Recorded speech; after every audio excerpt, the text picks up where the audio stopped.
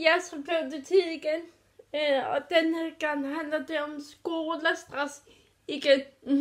I know. I har været det igen før. Jeg har været det igen før. I har måske været det igen før. Jeg er det igen. Fordi jeg er jo startet til redfyst og målspænd. Og det betyder, at jeg må tænke endnu hurtigere. Nu tænker I, hvad mener nu med det? Jo, venner. Nu har jeg fået ud af, at jeg tager nattøj på ind under min flyvedræk. Hvorfor nu? Jo, fordi så er jeg grødeklamper, når jeg kommer hjem. Hvorfor nu? Har du lavet lektier? Nej, jeg er også bagud. Jeg er super ked af det. Men der er ikke rigtig mange, der har tid til at se mine videoer. Og til min sommerfamilie.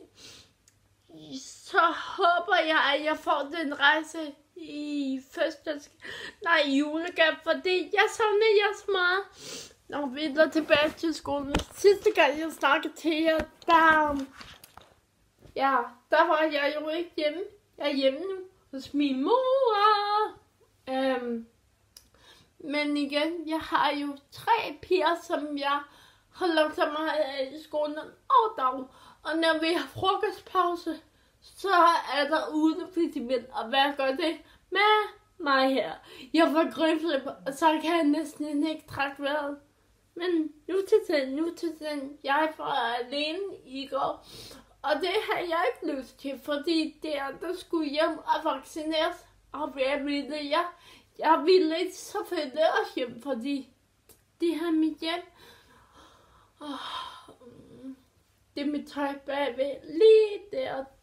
Ja, selvom jeg ser, at huset er mit hjem, er mit eget hjem, men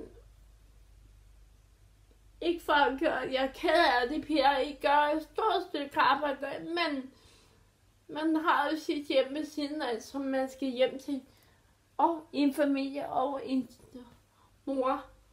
2 sekunder. Mor, har du husket mit gymnastiktøj? Mor! Det har hun. Det var godt. Ikke nu, mor. Ja, min mor. Gak om morgenen. Nå, jeg har ikke mere tid.